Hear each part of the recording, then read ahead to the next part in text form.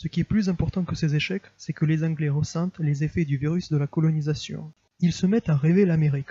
Inspirés par l'ouvrage de Thomas More, ils y voient une sorte d'utopie, un refuge idéal pour les pauvres et les persécutés, une source d'enrichissement pour les plus fortunés. Richard Hackley a bien exprimé cette philosophie colonialiste dans son Discourse Concerning Western Planting paru en 1584 et dans The Principal Navigations, Voyages and the Discoveries of the English Nation, publié en 1589.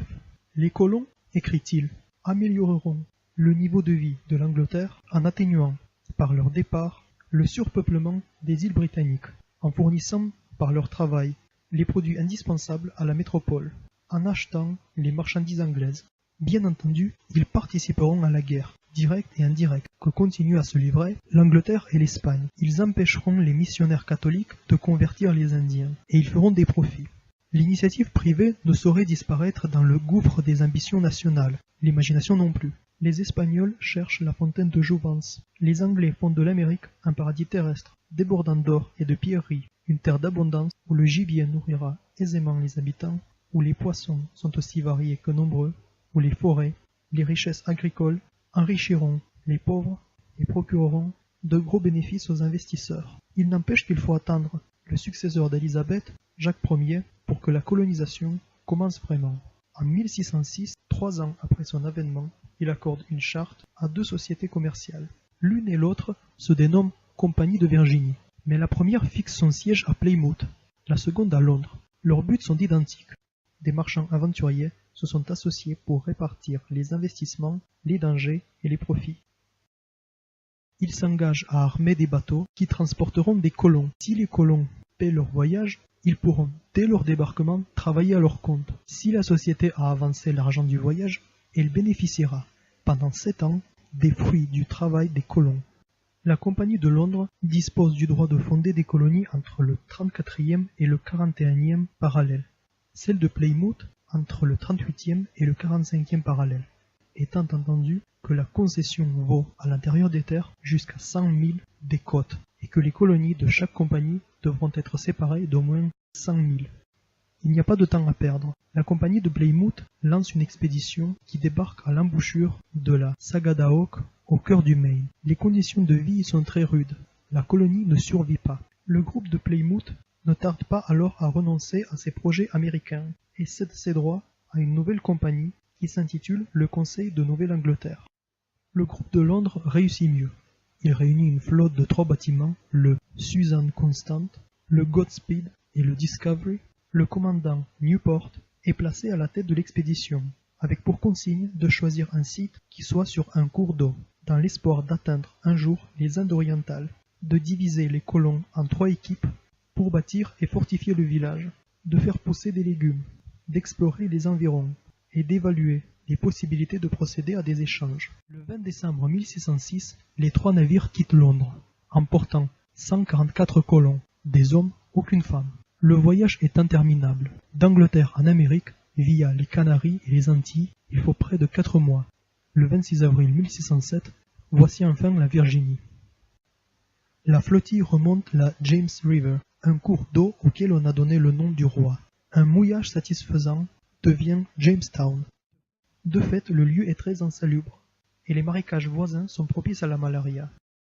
Mais les forêts fournissent le bois nécessaire à la construction des maisons et des fortifications. Quoi qu'il en soit, la vie est si difficile, la nourriture est si peu saine que la mort décime la colonie. Après 1 an de séjour, 53 hommes ont survécu.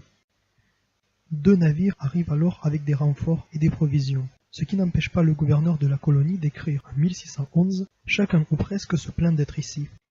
Et il conclut en demandant que le roi envoie en Virginie tous les condamnés à mort des prisons anglaises, car eux au moins seront contents de construire ici leur nouveau pays.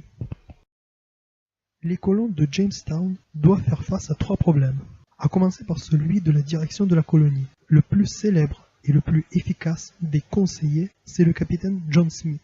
L'homme incarne, à 27 ans, le milieu des marchands aventuriers. Il connaît l'Europe où il a combattu. Il sait se servir de son expérience militaire. Alors que ses compagnons d'infortune sombrent dans le désespoir, il maintient la discipline, s'enfonce hardiment à l'intérieur du pays et procède à des relevés topographiques. Les Indiens s'emparent de lui et, d'après la légende, ne lui accordent la vie sauve que sur l'insistance de la jeune Pocahontas, fille du roi Powhatan. Grâce à ses relations avec les Indiens, Smith comprend que la colonie ne survivra que si elle a recours au blé indien, entendons le maïs. Les Indiens lui donnent des graines, et les colons, sur l'ordre de Smith, se mettent à la culture du maïs. L'anecdote prend valeur de symbole. Elle démontre le rôle du chef. Smith a joué un rôle capital à un moment capital.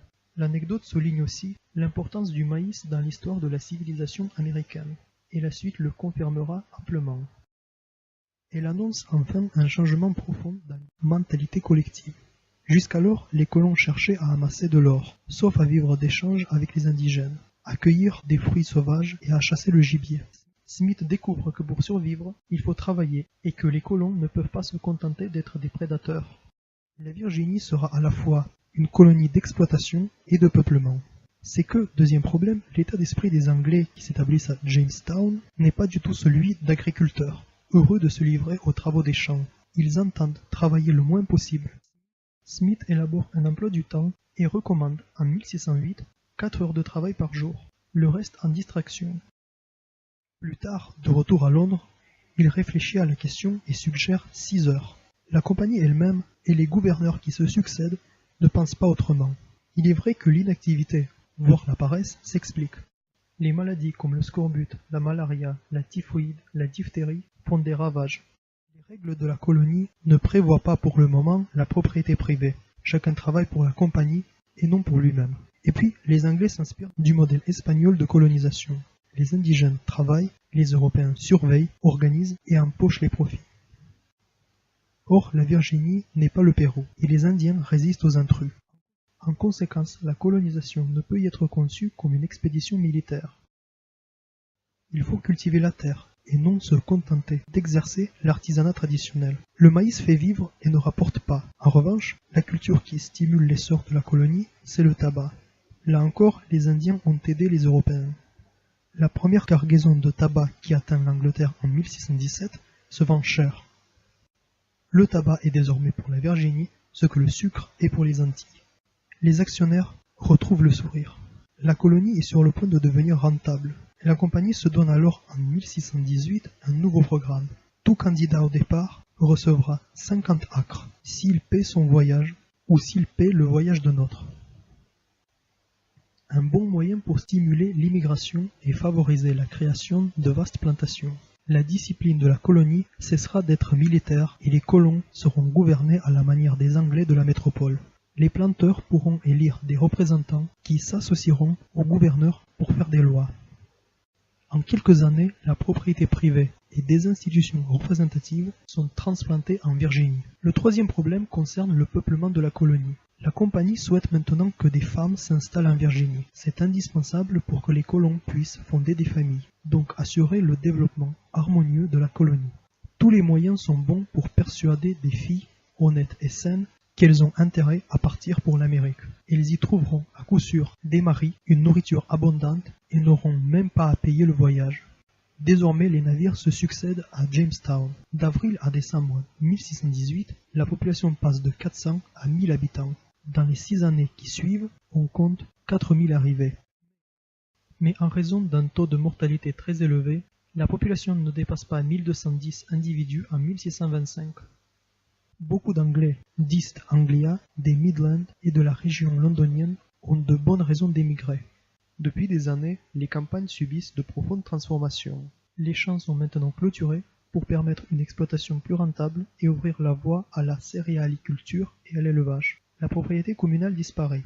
Les pauvres qui se contentaient d'utiliser les prés communaux sont chassés des campagnes. Ils partent pour les villes, sont réduits à devenir des vagabonds que les colonies ne tardent pas à attirer, à moins que les autorités politiques ne les y expédient.